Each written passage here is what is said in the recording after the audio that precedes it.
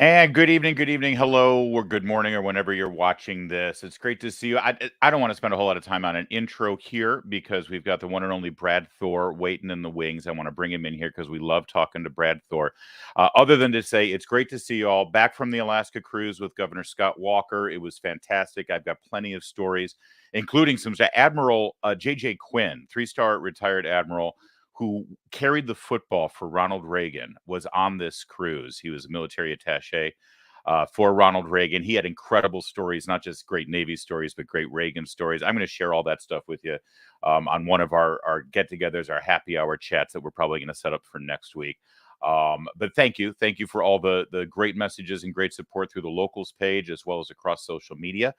I really appreciated it. It's great to be back and in the swing. And I've got big news that I'm announcing tomorrow. I've been teasing this for a while, and I'm going to announce it to you on our locals page for all our local members first tomorrow evening. And then at 6 o'clock, I'm going to be filling in for Mark Levin on the Mark Levin Show nationwide. You can watch that here live. You can watch me doing it on the locals page. Not on the YouTube open page for those of you watching on YouTube. It's only for locals members. And I'll be making that big announcement after I tell the locals members. I'm going to be telling that to everyone listening to the Mark Levin Show. And that's tomorrow. So make sure you tune in tomorrow. But as I said, let's get right to it with our friend, best-selling author, Renaissance man, Brad Thor. Brad, my friend, it's so good to see you. It's great to see you. How are you doing? I'm good. Meredith and I, you just heard, we just got back from an Alaska cruise. Have you been to Alaska? Have you done Alaska? You know what? I did one with the Ronald Reagan group that owns the Reagan Ranch. That's Young America's. Yeah, that's where I was too. Yeah. Young America's Foundation. Exactly. Yeah. And we went to Alaska. Yes, and some of the cruisers on this Young America's Foundation, they mentioned you actually. They wanted to know, they said, oh, you know Brad Thor, right? I said, yeah, it is. And we talked about some of your books actually. So, yeah, it was a great group. Yeah, Scott Walker, governor of Wisconsin, is now the president of YAF. Yes, I'm on the mailing list, so I get all the mailers and everything. It's a great organization. Anyway, I thought of you because it looked like the scene of some of your books, actually, but not this one. Can we just dive right into Rising Absolutely. Tiger? Let's do it. As usual, I mean, this is when was the actual release date? Was it last Tuesday? July 5th. Okay, so it's been a couple of weeks, and of course, this is our book club. So everybody at the OC book club here has already read the book, so we're not going to care about spoilers. Do you mind? Good. Let's go. Get into it. Let's go. Yeah. So first of all, it takes place in India for the most part. Why India? You know, so 2 summers ago, I read a fabulous article. Fabulous. It was fascinating about the opening scene, my opening chapter, that melee that happens with homemade weapons high in the Himalayas. That actually happened. I figured. Yeah. I mean, as demented as your mind is to come up with something that sort of visceral and savage, I assumed there was some reality there. It was. So when I read about Chinese troops clashing, actually they attacked Indian troops in this border region called the Line of Actual Control with iron rods studded with spikes and baseball bats, all walking deaded up with barbed wire. I thought, this is insane. What's going on in this part of the world, and why are we not hearing more about it? And as I did my research, I realized, okay, none of my contemporaries had set a spy thriller in India. It is a real hotbed of international espionage. India is very interesting in that friendly with the United States, very friendly with Russia. They've got Chinese and Pakistan kind of encroaching on them. So they've got enemies on their doorstep. And so I said, I want to set a spy thriller against all this. And I said, what's going to be the MacGuffin? What's the thing that kind of everybody wants? And for me, that was the US trying to quietly set up an Asian version of NATO with India at its hub, which I actually personally think would be a fascinating idea because we're the oldest democracy and India is the world's largest. Yeah, it sounded through your narrator's voice. It did sound like that you thought that would be a pretty keen idea. And you have obviously one of the things that makes your book so great and what makes you such a fascinating person is you do have sources. You have people within the military, within the government, within the espionage world, private and government, that sort of whisper in your ear now and again. Is this something that's sort of whispered amongst diplomatic circles that there needs to be sort of an Asian NATO? Well, the one thing that gets talked about the most is that you saw this with the Trump administration where they were drawing India in closer. President Trump went over, spent time with Modi in India. So the idea of an Asian NATO is delicate because obviously the Chinese would not want it. Right. But with everything we've seen with Putin going into Ukraine, you can see why these alliances are important. Whether or not we would take Taiwan in, everybody, it has to be a unanimous vote to get into the real NATO or the existing NATO as it is now. So there is a lot of talk about doing more with India, particularly because China's on the march. I want to get into the book, obviously. But of course, talking to you, Brad, I go in 7 different directions, and a lot of this has to do with what's going on in the world today. Just pause for a moment and think of the audacity and how revealing it is that China would be really angry if there was a NATO in Asia. What would an Asian NATO say? Basically, it would say, if China invades any of these countries, we will defend them. Right. China should say, well, we have no problem with that because we're not going to invade any other countries. But clearly, if they don't like the idea, it means they're trying to leave their options open. Well, it's just like Putin in Ukraine. Right. I mean, this is a guy that said NATO doesn't need to exist, and you're threatening us by expanding NATO so much along our borders and all this kind of stuff. And what does he do? He goes in absolutely unprovoked, and he assaults twice. Second time, I mean, the first time was the Crimean Peninsula. And how is NATO a threat to Russia? Last I checked, none of the NATO nations in its, 60 years of existence, 70 years of existence, none of them have ever invaded Russia or any of Russia's territories. It's been quite the opposite. Anyway, that's sort of the diplomatic and global political background for this story. Mm-hmm. But let's get to the man, Scott Harvath himself. I got to tell you, you stunned me in this book because, I've grown accustomed to that action-packed opening scene with Scott. It's very much, I think, reminiscent of sort of the classic Bond movies where you catch Bond finishing something, and it's always, and then the title sequence rolls, right? And so Scott often has this, it's sort of a short, action-packed, bang you in the face opening scene. But this scene in Afghanistan, first of all, it wasn't short. This was a multiple chapter. Yeah. And it was probably one of the most involved, complicated, and harrowing ambushes and escapes that he's ever been in. And I mean, what a way to start the book. Oh, I'm really glad you enjoyed it because my marching orders for myself with this book was I want to put the action in the faction. And we've talked about this before, that I call what I do faction, where you don't know where the facts end and the fiction begins. So this idea of sending Harvath in to pull out a sympathetic Afghan intelligence officer who's in his family, and he's been doing spying for us even after the fall of Afghanistan to the Taliban, I thought was great. But Larry, what I really wanted to do was I wanted to set Escape from New York in Kabul. That's exactly what I wanted to do. That scene when he's on the dirt bike and he's running out of gas and he has to drive into the back of the plane. It's just, I saw it all before it was so well done. It was great. Thank you. Loved that. Listen, so many of your books, your fiction writing and frankly, some of your nonfiction writing that you've done because of your sources in Afghanistan, centered around our presence there. And so of course I thought of you. In fact, I think we even spoke after the horrific pullout and the human terrible withdrawal of Afghanistan. When you first, you announced Rising Tiger, I believe, well, you tell me, I thought it was before the pullout of Afghanistan. Were you going to have a scene in Afghanistan, or did you feel, frankly, personally devoted to closing up a little bit of Afghanistan yourself in this book? It was really hard because I was working on the book before the withdrawal. So when that happened, when there was the bombing at the airport, it was really difficult. How do I handle this? And it's funny, I was talking with one of the guys from one of the real life guys from Benghazi, Chris Peranto, today. And so if you saw the 13-hour Benghazi movie, Chris is one of the real life guys that was there in Benghazi. And he said, Brad, how do you not get pissed off? How do you not get angry when you're writing about this stuff? And I said, well, Chris, I'm an entertainer, so I have to kind of keep that stuff separate. But when you read it, you see Harvest's angry. He's Yes. being shot at with American rifles Yeah. that were abandoned by the Afghan military and picked up by the Taliban. So that does go through Harvest's head. He's pissed that these are M4s that were not meant to go into the hands of the Taliban. So you do have to. As I was writing it and I was watching on TV what was unfolding in Afghanistan, I just thought, wow, this is really worse than I thought it was going to be. I was very nervous when they let Bagram Air Base go. I'm like, if you're going to pull out, why wouldn't you keep this fortified air base? And I just think, listen, we can all Monday morning quarterback stuff, but I think there's a lot that could have been done differently.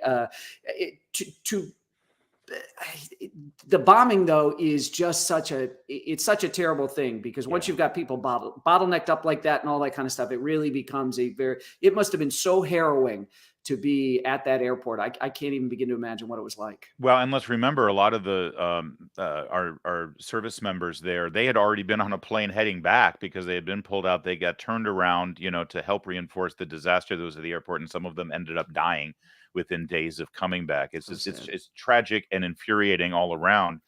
I don't think anybody would argue that the way we pulled out was wrong. Do you? I'm just curious, either in your voice or in Scott's voice, because they're not always the same. Is the big concern, frankly, at this point, the way we pulled out, or do you think, or does Scott think we should still have some level of presence in Afghanistan officially? I think it would have been very helpful. And so what I learned doing the book is that in Tajikistan, the Indians have access to two air bases, which is another reason for us in real life to have better, more formalized relations militarily with the Indian military, because it'll allow us to do strikes. As of today, we've got $9 billion in frozen money here in the United States from Afghanistan. $7 billion of it is at the Fed, and the Taliban wants it all back. And we're like, no, you're not going to get it. We'll work with you. Maybe we'll give you $3.5 billion back to help get things going. But the fact that we didn't leave at least a small force there to be able to counteract stuff and to kind of remind the Taliban that there is a code of conduct we expect them to abide by, just to be, just to put the fear of, I guess, Allah into them, that that if they go back to shooting women in the head in soccer stadiums and throwing acid on little girls going to school, that there's going to be hell to pay. Yeah, and right now, I mean, forget about low stakes. There's no stakes at this point for them. That's exactly right. This region, I mean, China, Taiwan, Afghanistan, Pakistan, India, and then like Tajikistan and some of the other. Talk about unexplored territory in terms of literarily unexplored, not to mention, frankly, from a Western perspective, physically and literally unexplored. Was this a challenge for you, research wise? I mean, it was COVID. You didn't travel there, obviously, right? You know what Mrs. T had said, so it was the height of the Delta variant. And she said, listen, I know you like to get to as many places as you can. She said, COVID's raging, regardless of how you feel about catching COVID, not catching COVID. She said, I know you. She said, and you're a motorcycle guy. You like motorcycles. And that's going to be the easiest way for you to get around Delhi and things like that. She said, but if you get in an accident on a motorcycle, you get in an accident in in one of those little tuk-tuk things, or even in a car, whatever it is, you're not going to be able to get into a hospital to get treatment because they're overflowing with COVID patients. So she said, COVID is the least of your worries going over there. And so what I did when I went to Afghanistan back in 2008 to do research for one of my books, for The Apostle. So I don't have a problem going to difficult places, but this one, my wife made a really good argument. So my backup plan, if I can't get to places, is to talk to people who have operated there. So special operations people from the intelligence community, and diplomats as well. I want to talk to people whose job it was to notice the culture, pay a lot of attention, and that the successful outcome of whatever their mission was to understand what was happening on the ground. So kind of cool. The godfather for my kids is at the State Department, and he had been based until not too long ago at the U.S. Embassy in New Delhi. So he turned out to be a great resource for this. And then I created the character, and I know we're going to get to him, but VJ in the book. It's funny. I said to a buddy of mine in the Diplomatic Security Service, or retired now, he's a retired DSS agent named Fred Burton. Great guy. And I said, Fred, if Scott Harvath goes to India, I said, I got two things as an author I need to do here. Number one, I need a set of local eyes to describe Indian culture to Harvath. So it's not me, the narrator, doing it. And I said, how would Harvath navigate the police force and get to the bottom of who killed this kind of shadow diplomat? And Fred said, most American embassies have what's called a Foreign Service National Investigator, an old, retired, powerful cop who can navigate the old boy law enforcement network. And I said, great. And I wanted to create a funnier Indian version of Sean Connery in The Untouchables. And that's what I tried to do with VJ. That's what you did. It was great. By the way, again, just to remind everyone, we're talking about Rising Tiger. This is Brad Thor's latest thriller. Gosh, what is this, 25, 24? Which one is this? There it is right there too. It is my 21st, excuse me. 21st. Wow. It's like I'm Peter sorry. Brady. Hello, Mrs. It's my 21st Scott Harvath novel, 22nd overall. Oh, 22nd because of Athena Project. Athena Project. And I always tell people, like the Bond movies, you can jump in any place. You absolutely can. You absolutely can. But for those of us who have been along all the way, or that's not true. I think I started around book 11 or still a long 10, time ago. And then I went back and started at the beginning. Wow. So for those of us who have gone through every book, there's a beloved character, the troll, Nicholas. Yes. And Nicholas plays a big part in this story. And it's so funny because here's Nicholas finally getting some stability and some happiness and some love in his life. And Brad, you just couldn't let it come easy, could you? You still had to put him through hell. Again, we're back to putting the action in the faction. I wanted to see, even as the writer, I wanted to see Nicholas kick some ass. I wanted to see something happen for him. And he's kind of an interesting juxtaposition to Harvath, because I always say, and I say it in the book, that there is no American dream without those willing to protect it. And so what does the American dream look like for one of those protectors? Someone who always has to be out battling monsters on behalf of the United States. And so as a juxtaposition to Harvath, I thought it'd be very ironic if here's this little guy that's like 2 feet tall, and he's got a family start, all these things that Harvath has always wanted and has never been able to get. And here's Nicholas reluctant because he's worried, is the baby going to be born with primordial dwarfism like he has, and this kind of stuff. So it was just kind of an interesting thing for me to play against Harvath.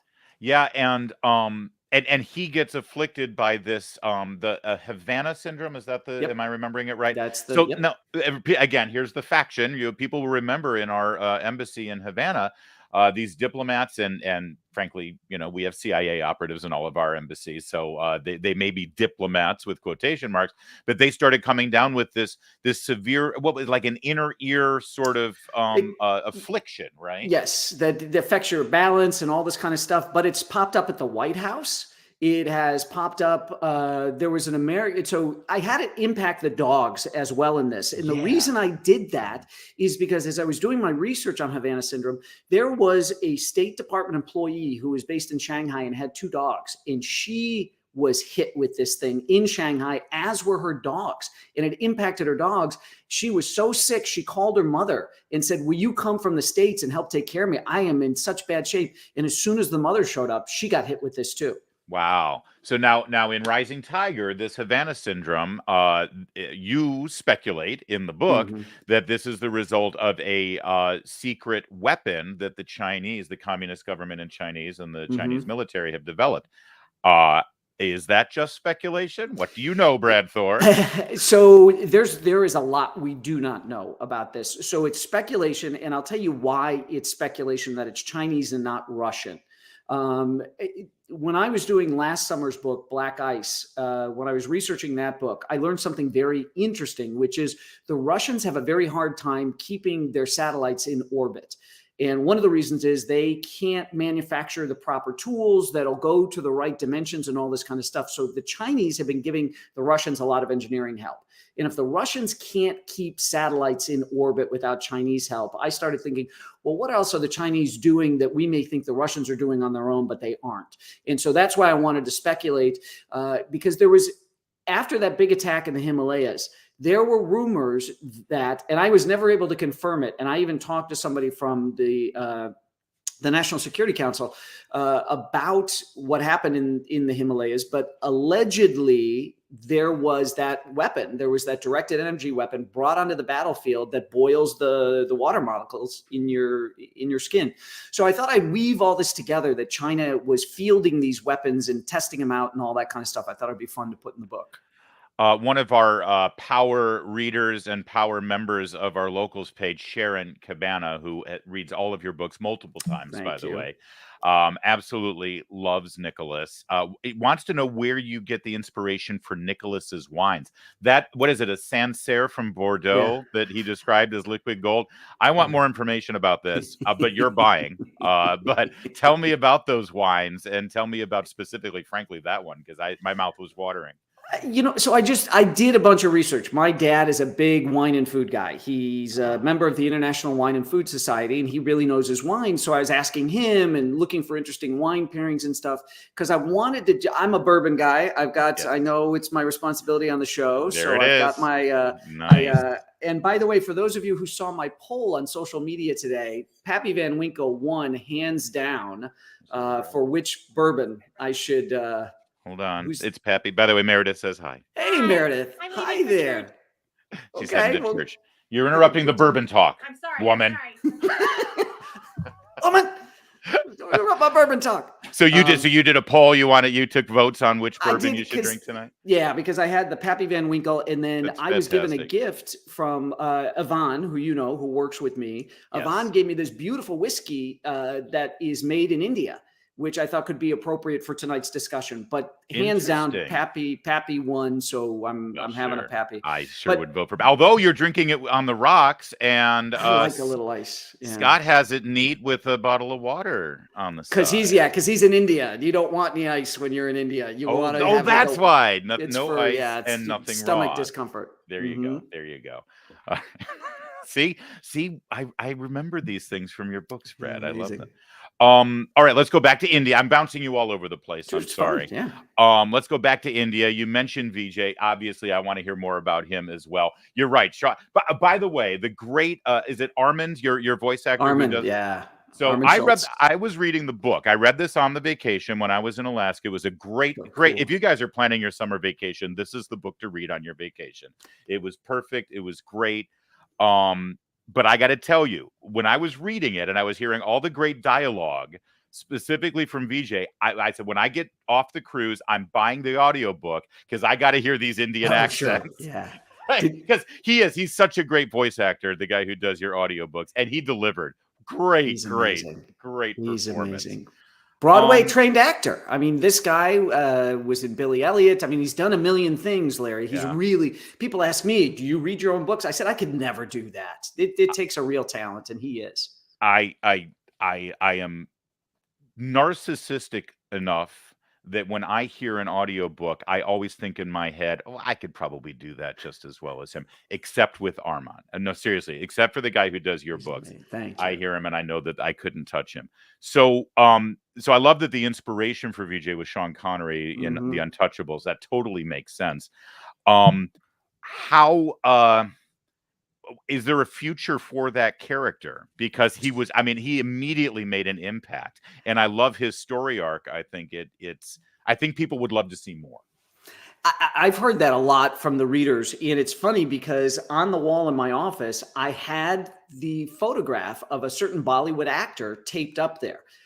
On Amazon Prime, there is an amazing, I think it's really good. I could have done without the musical number, but I think it's national law in India that even in a thriller movie, there has to be one musical number. See, and I have no problem with that. You see, well, there you go. No problem with musicals, numbers, even in thriller films. So I believe the correct pronunciation is Akshay Kumar. He was in a great thriller that I loved because it's in my genre, set in the 1980s in India called Bell Bottom.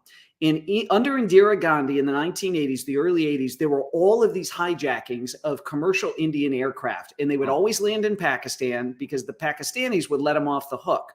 They'd get the money, or they'd get their fellows released from Indian prison, and then the Pakistanis would lose these guys, let them go, whatever it might be. So I saw this movie, Bell Bottom, and Bell Bottom is the code name for the character that Kumar plays.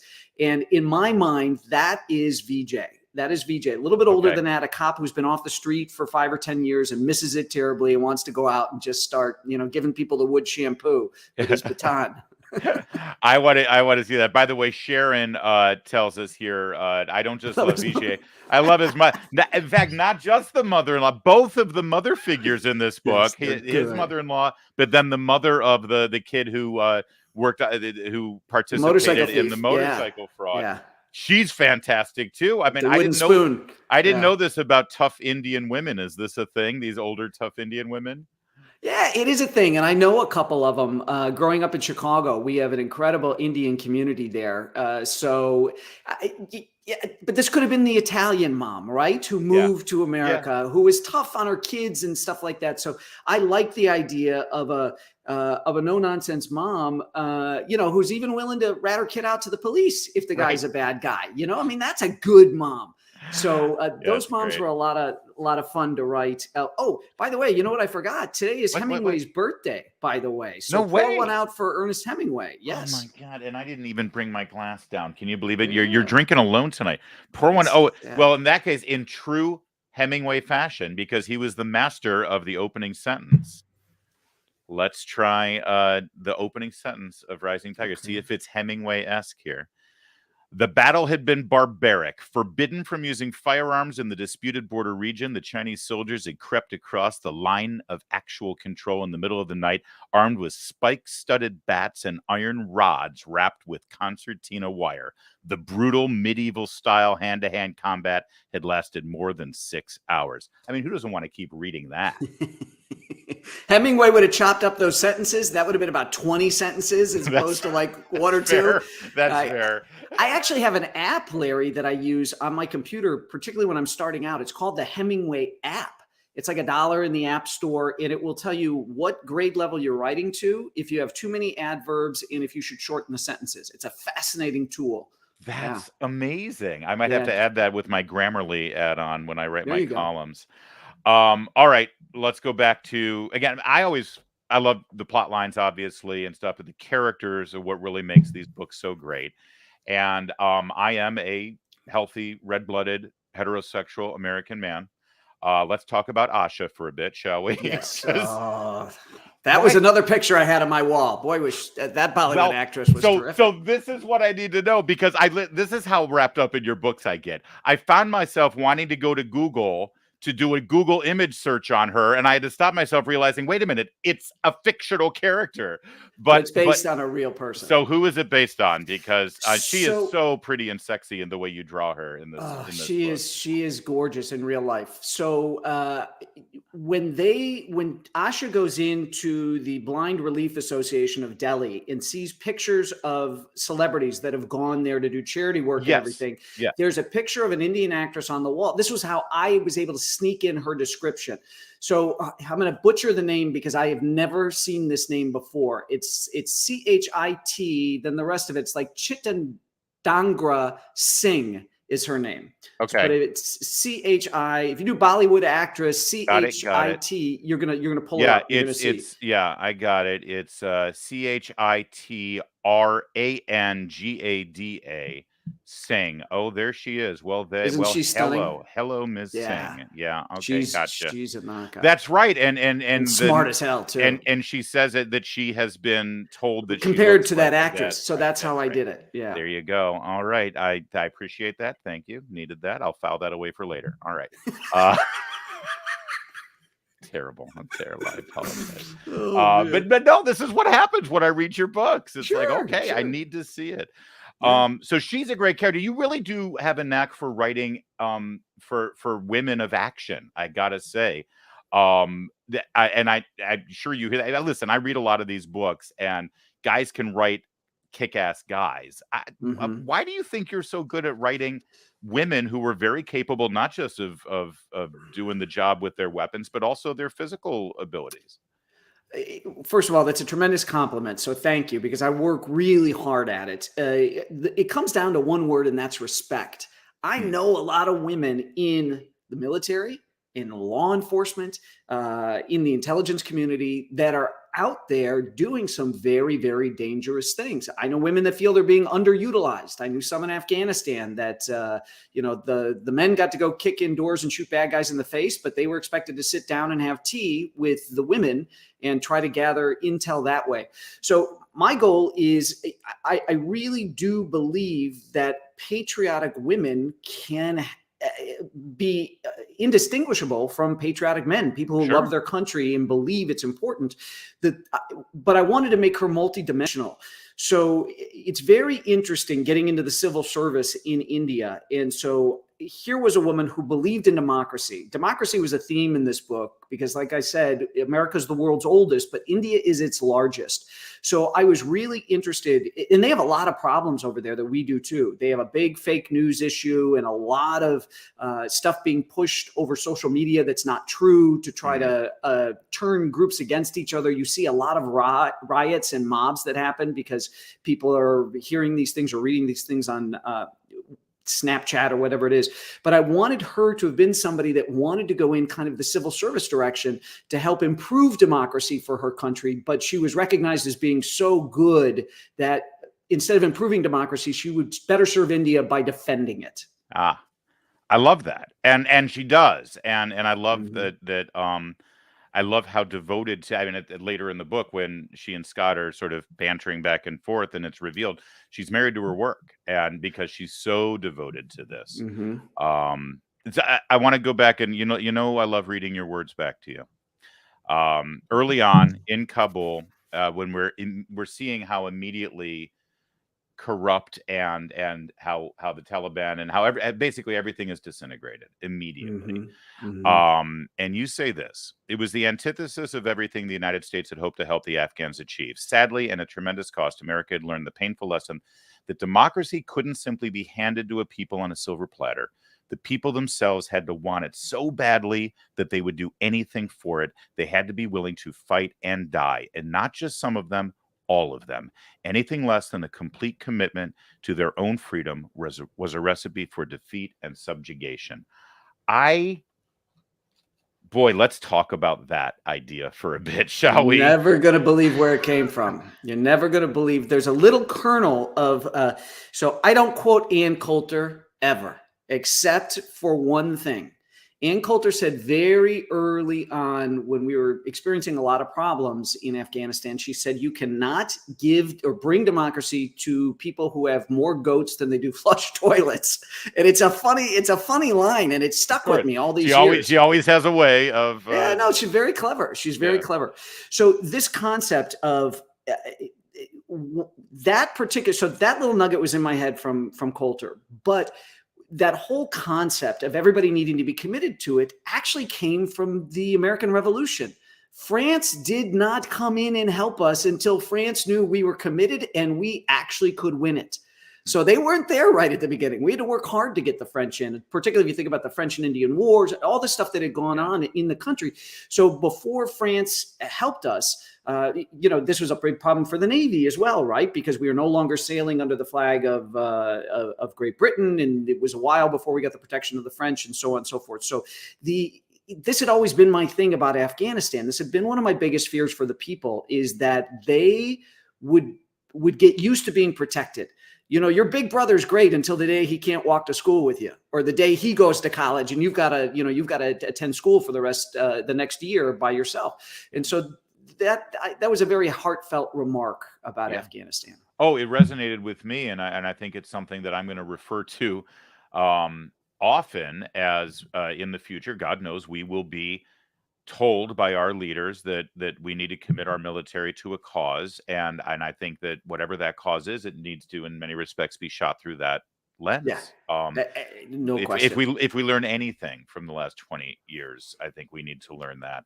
So, and I guess given that, so first, looking in the rearview mirror, as you said, Monday morning quarterbacking a little bit, over the course of 20 years in Afghanistan, where did we go wrong in not getting everybody on board with us? Was it just that they sort of had this sense of security that they didn't have to do the heavy lifting because we were there to do it for them? Or was it always a failed enterprise just because of how tribal it is? I don't get it. So first of all, we need to acknowledge that we didn't go there to nation build. That was mission creep. We got into that later. We went in there to degrade the Taliban, to completely clean out Al Qaeda and degrade the Taliban to the point where they couldn't reconstitute.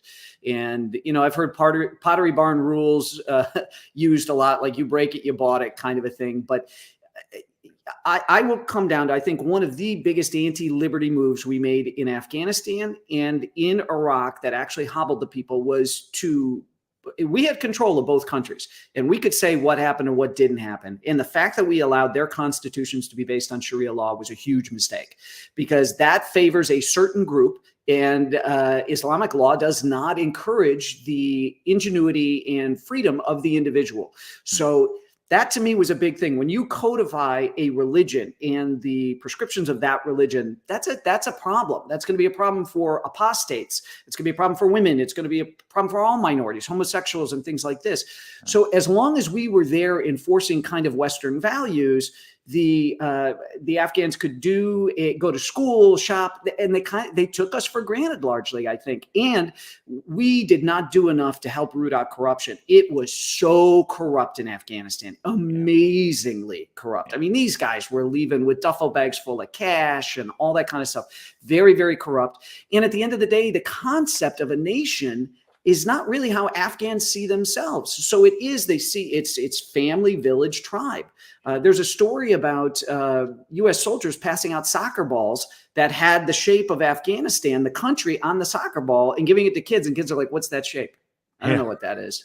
What is that? Yeah. Is that the new Adidas logo? What is that? I don't know." Yeah. Is a contract. Literally, it was a contract. We're talking about Rising Tiger with Brad Thor, by the way, if you're just jumping in here, or if you're watching this later on YouTube or at the locals page or Facebook or wherever. And there is a lot in Afghanistan. Really, it's just opening in Afghanistan, but you had so much. It was so poignant, Scott Harvath's mission in Afghanistan, especially since he was rescuing somebody that we had left behind. They're still there, Brad. We still have people who are left behind. And it's almost like people have forgotten. For God's sake, President Biden in the State of the Union didn't even mention Afghanistan this year. It's just heartbreaking. And frankly, I mean, my political party, the Republican Party, I don't think they're saying too much about it. This is something that needs to be raised. We've got an election coming up. And I think if the Republicans want to be in the majority, they should actually stand for something. And they should say, no, we're actually going to use our majority in Congress to actually do something about this disaster that's still evolving over there. Am I wrong? Or is it just too politically impossible? Well, listen, there was no reason we had to leave before we got everybody taken care of. The fact that after the last U.S. Military personnel were gone, we were still trying to figure out how to pull interpreters out and things like that was just terrible. It's morally wrong. This is my big problem with Iraq too. And I will lay it at the feet of Joe Biden. I will lay the withdrawal. Part of it belongs in the Trump administration because they had picked a date and Biden pushed the date back a little bit and all that kind of stuff. But Trump was very eager to get out. Trump would have pulled him out very quickly if he had gotten a second term. There's no question. So there's blame there. If you are fair and being nonpartisan, there's blame on both sides. So there's blame to go around. But Biden has not handled withdrawals well. And I'll tell you why I say that. Because in Iraq, Biden was in charge. It was part of his portfolio from President Obama to negotiate a new SOFA, Status of Forces Agreement, which dictates a whole bunch of stuff, but what will happen to U.S. soldiers if they get accused of a crime in country and all that kind of stuff. And that thing collapsed under Biden. It did not get renewed. And I knew guys on the ground that were running human networks, intelligence networks in Iraq, and they were stunned. They had burn barrels going, burning all the information they had on their assets and everything. We left the Kurds in the dust. We promised we're going to take care of you, and then we don't. Why would any local anywhere in the world of any country we go into in the future, shy of getting an ammo can full of money, ever want to work with us? We don't keep our promises. And it's not our men and women in the intelligence community or in the military. It's the United States government does not keep some of its most important promises when we're in these foreign countries. And that's reprehensible. Well, and you can look right at the promise that we made Ukraine when we convinced them to get rid of their defensive Third of the missiles. Russian Soviet arsenal. We said nobody will ever take your territory. That's Nobody right. will ever invade your country. And they said, "Can you get Russia to sign this too?" And we're like, "Well, Yeah. it's probably not going to be worth anything, but yeah, we'll get them to sign it." Yeah, and if they try to invade you, we'll protect you. And well, Yes. look at where we are. Yeah. By the way, I mean, you mentioned the fact that they were burning stuff on the way out. Again, this is what I love about Brad's books. There's a little scene. Scott is directed to go to a abandoned CIA safe house when he's in Afghanistan and on the run, and he gets there and he sees a space, a barrel, a trash can, I guess, where the guys had just burnt everything on their way out in a real, or even left dirty dishes in the sink. It's little stuff like that, Scott, that really is what makes your book special. I love that. Back to India and this whole idea of an Asian NATO. And you just said rightly, India is the perfect and ideal ally for us in Asia right now. They are the largest democracy there. They're also a former British colony, like we are. So we have a handshake there. We have something in common. How committed are, I mean, all the stuff we're talking about with Afghanistan in terms of family, tribe, nation. There's a lot of splintering in India. They have a history of, there's different ethnic groups, the caste system. Are they ready at this point? Have they proven that they are ready to be a partner at that level, not just economically, but also in terms of military and strategically a partner? So I don't, it is a democracy, but it's an imperfect democracy. In fact, I don't think the perfect democracy exists. I think we have our imperfections as well. I think that's just the nature of being fallible, of being mankind, of being human beings. So you've got a very hyperactive Hindu nationalism in India, which Modi has not only tapped into, but has energized. And that's been part of his success politically, is being able to really get to some of it's good, some of it's not good, but it really was massive. This kind of Hindu pride, and Hindus really got excited about who they were in India. And you saw capitalism blast off and people improve their quality of life, but there still are issues there. So one of the biggest problems kind of in that corner of the world is whenever Bangladesh is kind of the mirror of India in the Hindu Muslim makeup. So India, it's Hindu majority and Muslims are a minority. In Bangladesh, it's the opposite. But what's interesting is whenever there's an attack on a Muslim in India, when there's kind of this mob violence where people come to rip somebody limb from limb, and it's a totally unfair fight and all this kind of stuff. You've got a scene just like that in Rising Tiger. Yeah. I do. And that the reverse will then happen in Bangladesh. And so the government in Bangladesh has said to New Delhi, you guys need to get control of this because people are seeing stuff on their phones. By the way, that was a big thing I put in the book about how after the attack in the Himalayas, they booted the Chinese apps out of the Indian app store, just like we want TikTok out because the Chinese use it to gather biometric data and all this kind of stuff. And there's going to be 1 billion smartphone users by 2026. But so you've got the gang rape stuff is terrible in India, terrible. And the fact that culturally this still goes on is again, I'm going to use the word reprehensible. So India is not perfect. There's things culturally that they need to work on. And my job is not to tell India what to do, but I don't know from just kind of from the voting system, the freedom of the press and all that kind of stuff. I don't know the NATO requirements for admission well enough to know if they'd be able to immediately get in or if they need to work on stuff, which is why Ukraine is not in NATO because they were not ready yet. NATO said you don't meet the standards. Obviously there's a history of just horrific bad blood between Pakistan and India. And in recent years, I guess in the last decade or so, we had a mini sort of nuclear race between the two countries, right? We had border incursions and it seemed they've gone to war 5 times, I believe it is. They've gone to war once with China and 5 times with Pakistan. Well, and it seemed like that was the burbling cauldron there, the Pakistan-India thing. But based on your book and based on recent events, it almost seems like India's greater concern now seems to be China. Am I wrong there? No, you're not wrong because China is and I talk about this in the book, is encircling India. So Pakistan is practically a proxy for India now, because they're doing this Indo-Pakistani, or the Sino-Pakistani corridor, economic corridor, where it's like actually I think it's up to $62 billion or $64 billion that China is pumping into Pakistan for infrastructure projects. But it's like borrowing money from the mob. As soon as they got you, they got you. By the way, they're doing that everywhere. They're doing that in Africa. Belt and Road Initiative. When I was in the Caribbean, when we were in Antigua, they're building all these roads and all this stuff for this Caribbean island, and you should see their embassy down there. It's gigantic. It's like, why do the Chinese need this giant embassy in just like Greenland? They've got a huge one in Greenland too. Yeah. This is the Belt and Road Initiative. So in there, even I talk about Bhutan does not have normalized diplomatic relations with China. They don't want Chinese in their country, whatever. And they've been shaving off, we call it salami slicing, when another country slowly takes territory from a neighbor. The Chinese use the term silkworming, because I guess silkworms kind of nibble a little bit. But they've taken this, and I write about it in the book. They've taken land in Bhutan that is not theirs, hoping that eventually they can force Bhutan to trade them for other land that'll give them a strategic advantage over India. And I talk about that area that is the chicken neck that will cut off areas of remote areas of India from kind of the main part of India. So listen, China is a very malign force. They are very smart. They think in terms of centuries, while all we think about is in terms of election cycles. Next election. That's right. That's all we think about. All right. Listen, I've obviously dominated the conversation because this is my show, for God's sake. But if you guys have questions, throw it in the comments there, and we're going to bring our friend Jeff on here to ask you a couple of questions too. I know you know Jeff from years gone by. Your bulletin board, yes. Yeah. One other thing on Rising Tiger, though, that I wanted to explore with you real fast, and that has to do with, again, China is definitely the bad guy in this book. That's for sure. But they're not omnipresent. It was a very interesting way you wrote it, where the enemy entity was not omnipresent in every chapter. You know what I mean?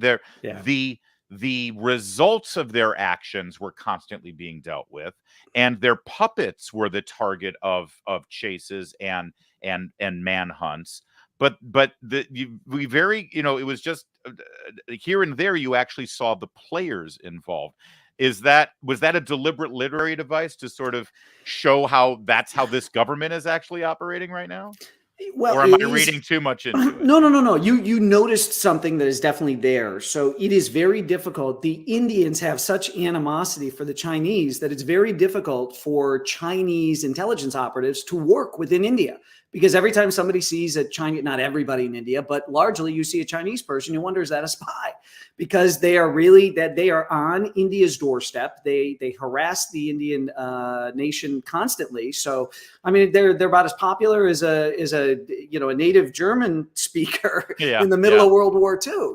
Walking down the street in Pittsburgh. Well, and they're not you see a Chinese person in this country and they could be third generation or fourth generation. Yeah. And by the way, I also, just my children, of course, are half Chinese. My ex-wife's family is originally from China. I really appreciate you deliberately took a moment in the book to talk about how great the Chinese people are. Yes.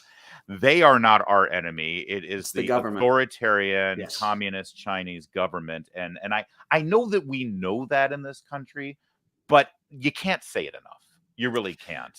You can't. And, it is up ultimately to the Chinese people to decide if they want to live under that kind of totalitarian regime. And it's funny, 2 days ago, I saw a headline that the most recent COVID crackdown, they were kicking in doors and going into people's houses looking for COVID patients and had to backpedal and apologize for that. Huh. I've never seen the Chinese government apologize, and that happened 48 hours ago. I was stunned. So, one last thing. I'm sorry, and then we'll bring Jeff in, and then we'll get some other listener questions.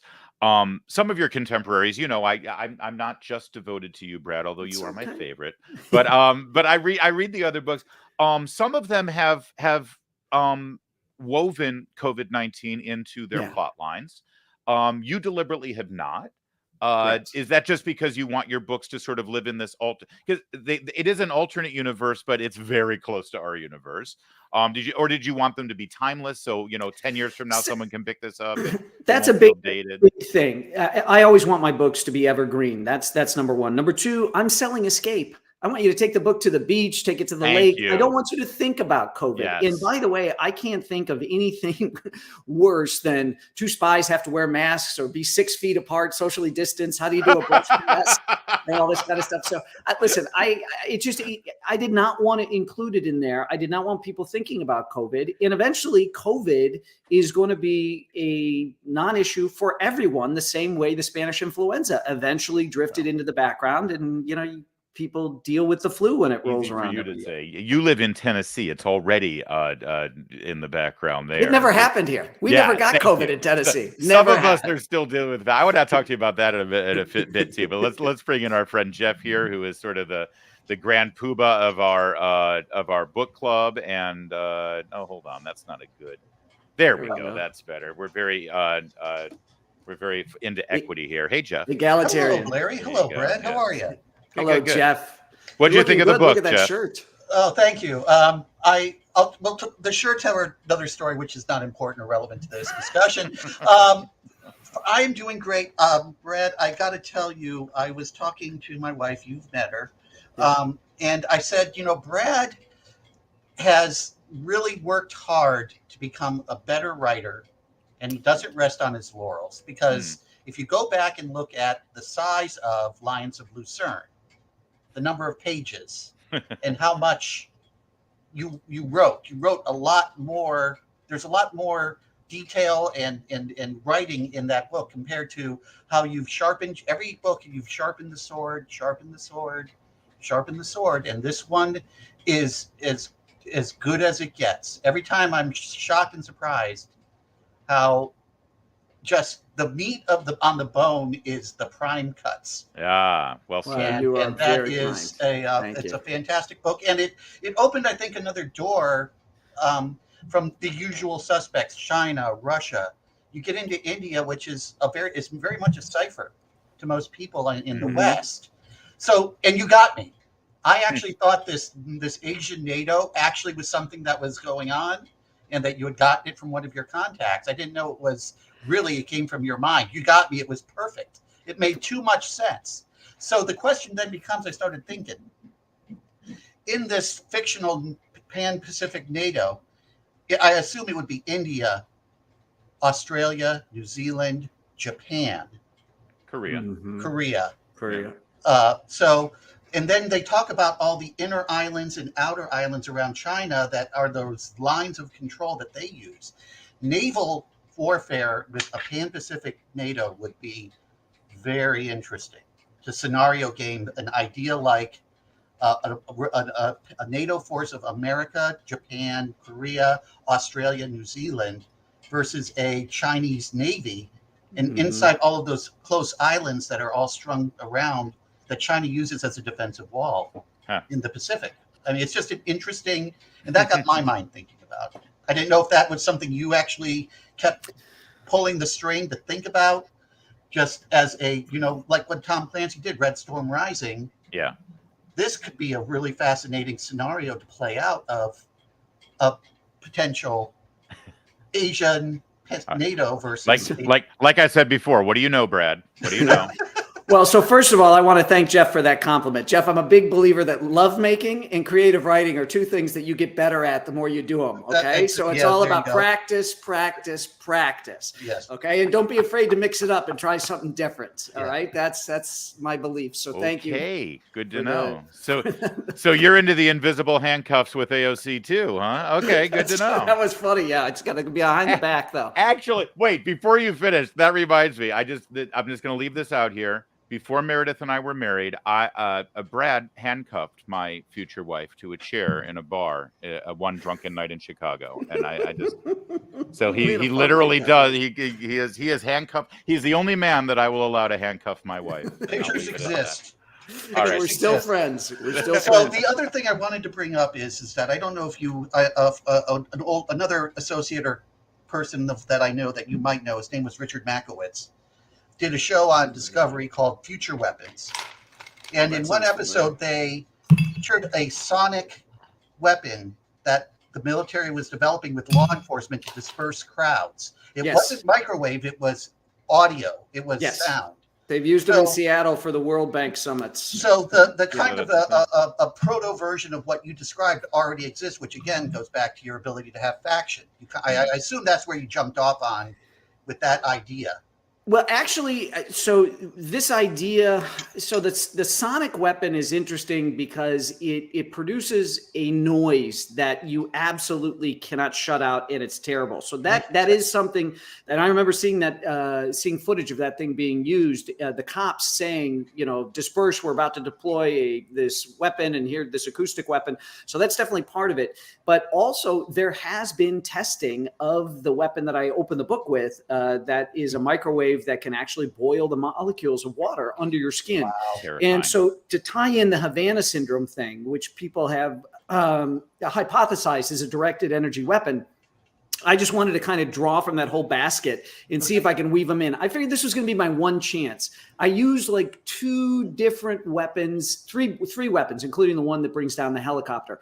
So I figured if I was in for a penny, I was in for a pound. I was going to use 3 different directed energy weapons, and you're not going to see that stuff again in another book. I did it in this one. It's just, it was fun. And the idea of, knocking out the avionics on a helicopter is really cool. So, given that I'm going through ground school for helicopter right now, I appreciate that very much. That's pretty cool. By the way, I know you're friends with our former national security advisor, Ambassador Robert O'Brien. Your old friends and classmates from USC. I think he was my neighbor. Him. He was my neighbor. Was he your neighbor? When I lived off campus. Yes, off campus. He was a neighbor. Robert didn't go to USC, but while I was at USC, he was already in private practice in law. He's got a couple years on it. I thought he was a Trojan. Maybe he's UCLA. But I don't know. Anyway, I think I'm going to see him in 2 weeks down in Dallas. And nice. And when I see, I'm going to pull him aside and say, all right, so tell me about the Asian NATO thing. This is so. By the way, so it is based in. Jeff is very astute. It is based on something called the Quad, which we have now, which is a dialogue with Japan, India, the United States, and Australia. And we kind of short-circuited the French submarine deal with Australia, and we said no, us and the Brits, we're going to help out because the focus really is shifting. There was a great article in the AP the other day that said it is such a huge boon for NATO that Finland and Sweden have now joined up, so that actually it's a boon for the United States because now the United States can stop worrying about protecting Europe. There's enough Europeans there that can do it, that now we can pivot to the Pacific, which is where we need to be. And Robert O'Brien, I talked to him because he reached out to me and said, so there's a Robert O'Brien piece to this book and there's a Nikki Haley piece to this book, and Congressman Mike Waltz from Florida. Robert talked to me. He said, tell me about the new book. What are you doing? And I said, I'm going to open with this scene in the Alps. And he goes, oh, well, that happened while I was national security advisor. Let me tell you what we did that you didn't see in the newspapers. And I said, what do we do? And he said, one of the things we did was that the Chinese didn't want to retreat, but they didn't have enough gear to overwinter in the Galwan Valley. And they were afraid that if they pulled their troops out when the cold weather came, the worst cold weather, I mean, it was cold enough, but when the winter came, that the Chinese would come back in, build an encampment, and claim that land. And so Robert O'Brien and the Trump administration helped to, basically get all this cold weather gear, tents and sleeping bags and all this kind of stuff, jam a C-130 full of gear and fly it over to India so that the Indian military could stay right there and basically give the Chinese the finger, over the border, and they couldn't come back in. So that was one thing. And then the Nikki Haley piece is Nikki Haley and Congressman Waltz did a great op-ed about why the United States should formalize its military alliance with India, and that was on In Foreign Policy magazine. And so I thank Robert O'Brien in the back of the book specifically draw out the chapter where Asha and Harvath are having this discussion that comes directly from Nikki and Mike's op-ed. And by the way, this is what makes Brad Thor's book so great is that, he has a conversation with the former national security advisor that makes its way into the book. Although I think in the book, it was the Carlton group that dropped all of the winter gear, right? For the Harvath took it. They spent like 48 hours, cutting out the tags so that nothing said made in the USA and kind of filing serial numbers off and that kind of stuff. All right.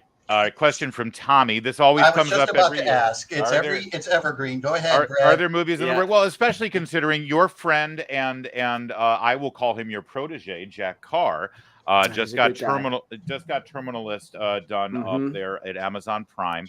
How and are Mark things Greaney looking? got The Gray Man. Oh, So that's The right. Gray Tomorrow. Man Gray Man. premieres. Gray Man. It's Tomorrow. been in 400 theaters as of July 15th, and it premieres. You're right, Jeff. Tomorrow on Netflix with Ryan Gosling and Chris Evans.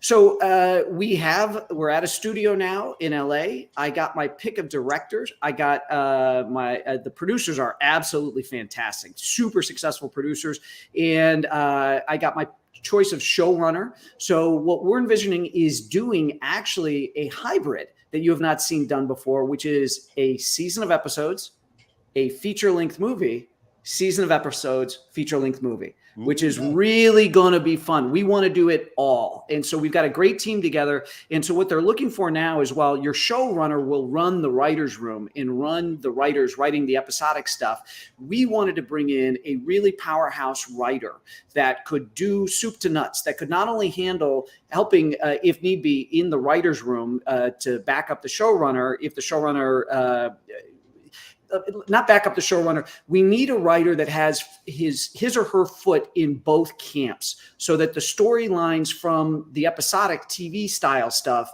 are picked up and woven into the feature-length movie stuff, so that it's seamless. And basically what you get is, anywhere, it depends on who we stream with, how many episodes it's going to be for the TV style stuff. And then you'll get the feature-length film, and then you go to the next thing. So the film is going to be, and that'll be like considerably more budget-wise. That's something else we've negotiated and all this kind of stuff. So we're at a massive studio now in LA.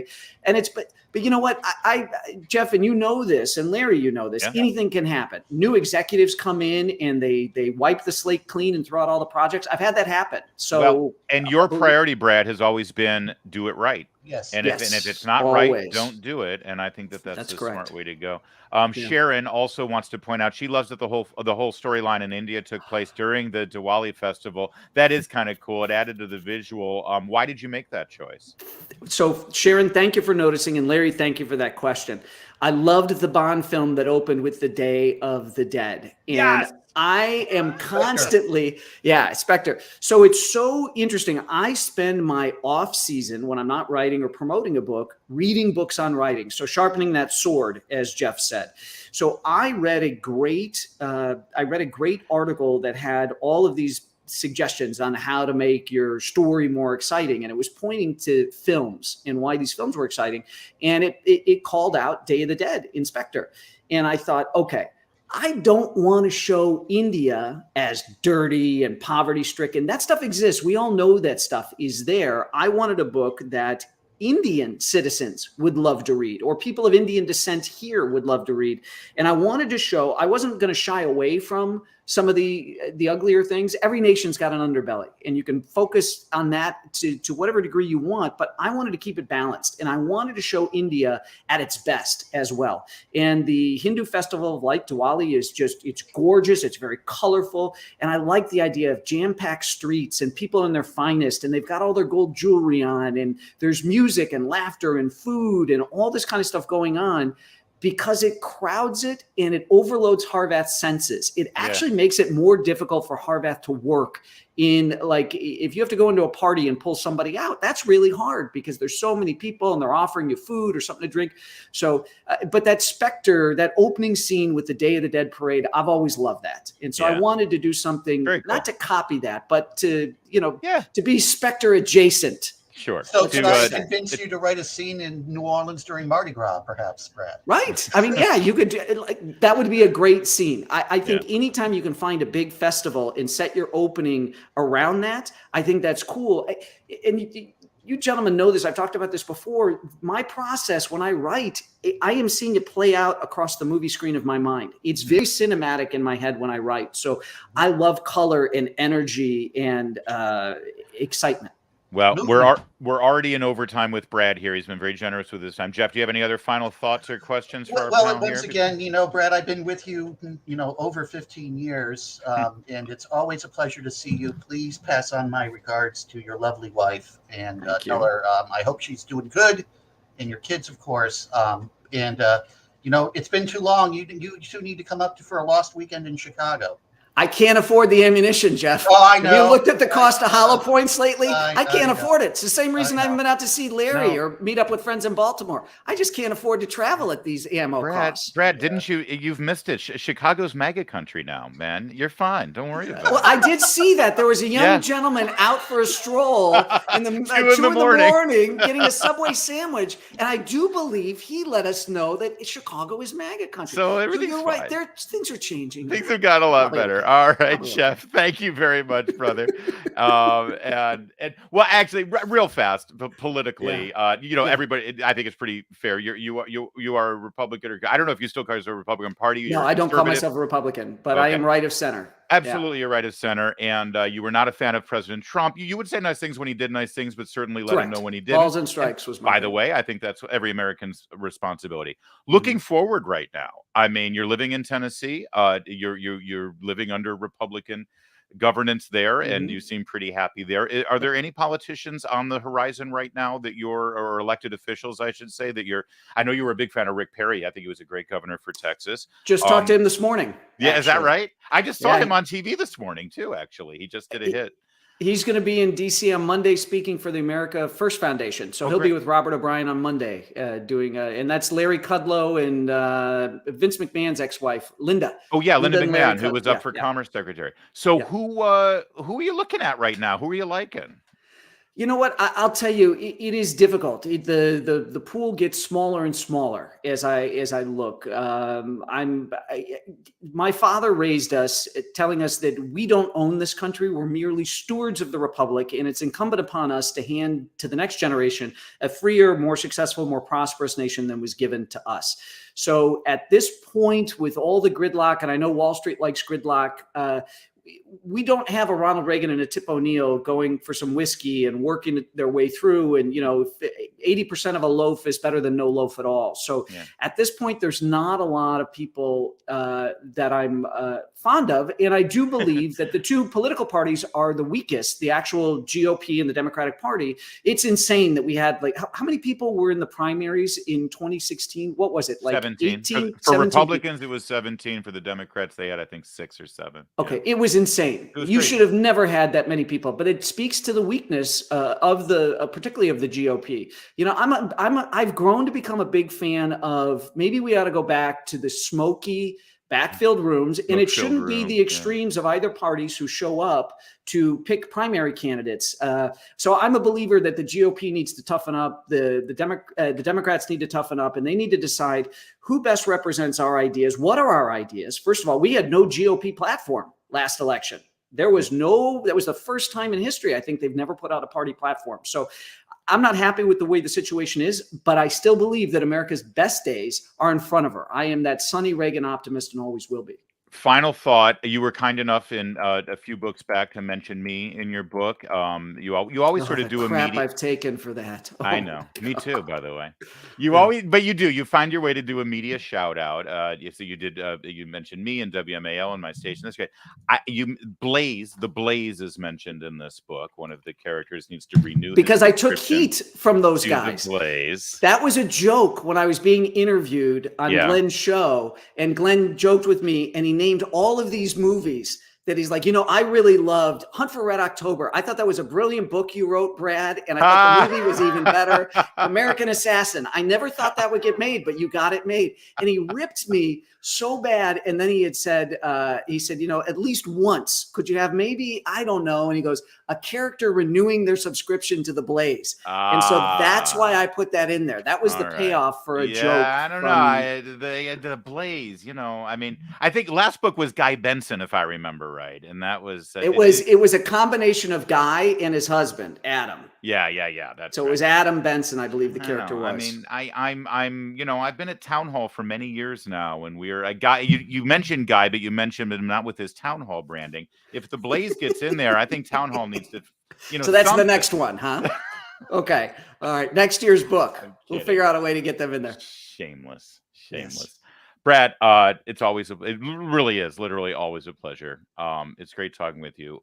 You too, my friend. And thank you for the book. Honestly, I have been around creative people my entire life, and I know for a fact that they appreciate it when we appreciate their art. And so I want to gush a little and let you know how much I appreciate how important these characters are to me in my life and how they really do help me escape when I need it. And we all do need an escape. Yeah, so we thank do. you for keep chugging them out, man.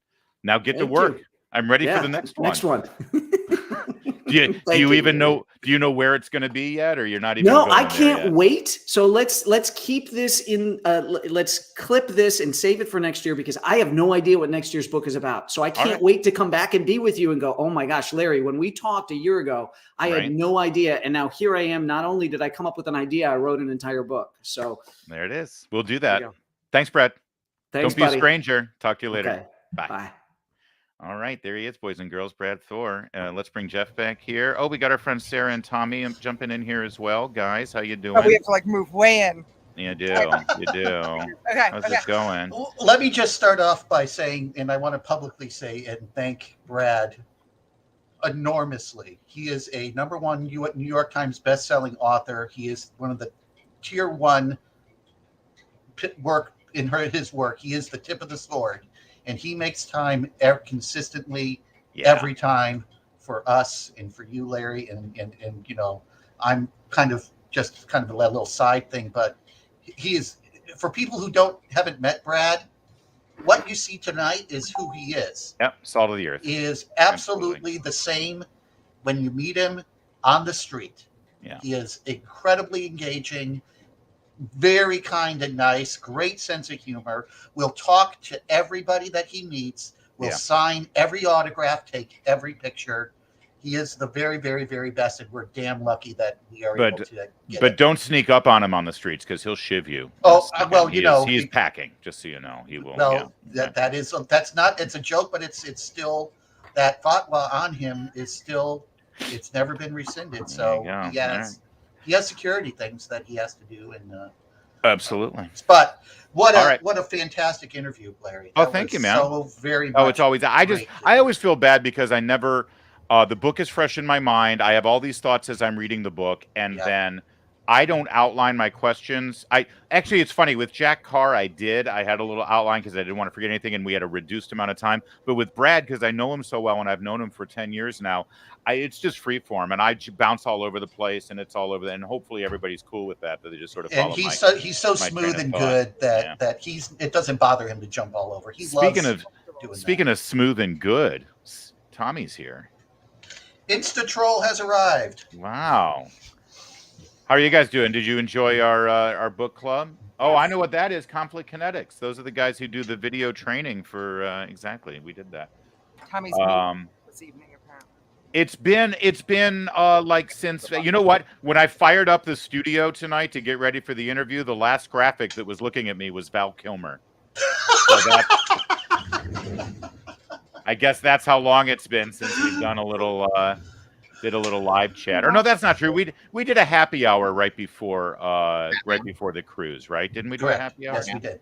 All right. So we're back from the cruise. We're going to do a happy hour next week so we can sort of get back to speed. I'll tell you all my stories from the cruise and Alaska and all that fun stuff. And Sarah, we've got Mark Levin tomorrow night. Tomorrow night, I already have your post scheduled for the morning with the graphic on it. Is there anything fun going to happen on Mark Levin? I'm going to make that big announcement that I've been teasing for the last several weeks. Radio. I think I'm going to be making a big announcement. I assume I'm going to be making a big announcement. As of now, I am scheduled to make that big announcement. Okay. But, anything can happen in 24 hours in this business, and maybe. But I'm told. Well, I'm not changing the post that says you're making a big announcement. Oh boy! All right. Well, I mean, I can. You have 12 hours to tell me to change it. If Larry, if you can't make it, then what you have to do: exit stage right. Just have Meredith come in and sit down. And we told her to bring you your drink. But I know, but she had to go to the church thing tonight. It's Thursday night. Not there. Oh, that's right. We knew about this. You know that. Okay. You know that. This This is why we do our Larry. Alcohol. This is why we do our OC locals live streams on Thursday nights, because that's when Because she she has has her- Bible study. Yeah. Right. Well, no, I mean, this is, so it's a professional announcement. No, we're not pregnant. Everybody's like, oh my God, they got a big announcement. They're having a baby. No, my God, bite your tongue. It is a professional announcement, and it's been in the works for quite some time. And I was told this week that everything should be all lined up and ready to go for this tomorrow. So, Alrighty, Rooney. but I've been told that before. So, but I'm feeling pretty good about it, especially because I'm going to announce it on the Levin show as well. So I'm going to tell my locals family first, and then we'll tell it on the Mark Levin show tomorrow night, and then it'll be out, and God knows what'll happen. Whatever it is, Larry, congratulations in whatever it is. I know you've worked very hard. How do you know it's a good thing? I don't. I said it's big. Oh, that's another. Yeah, very It cryptic. could That's be fair. bad. That's It fair. could be a bad. Well, I mean, big right now, that is very loosely insinuated.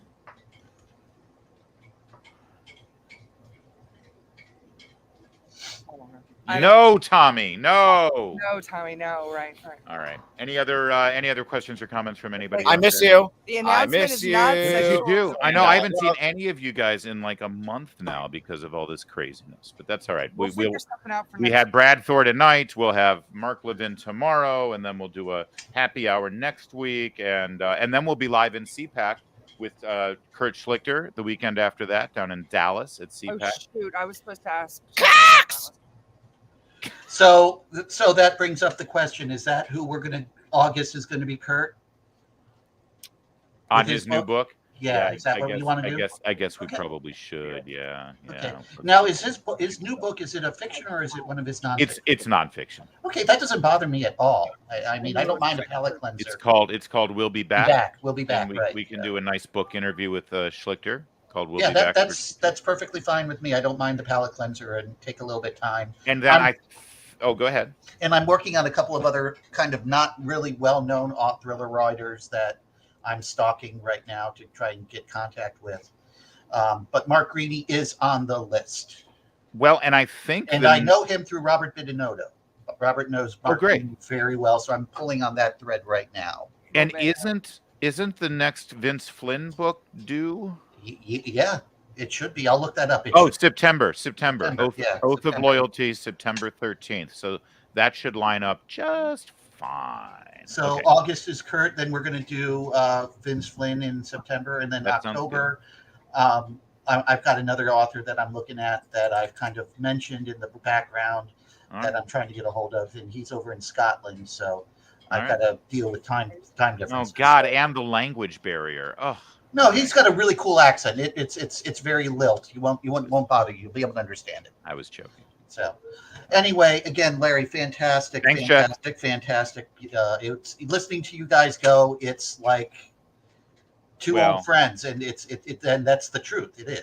The whole purpose of that interview is if you've read the book, hopefully that was very entertaining. If you haven't read the book, hopefully you'll want to read the book. Yeah, exactly. So and I don't know why anybody wouldn't want to. It's great. All right, Jeff. Thank you. Thanks guys. for arranging everything as our grand poobah of our book club, and Sarah and Tommy.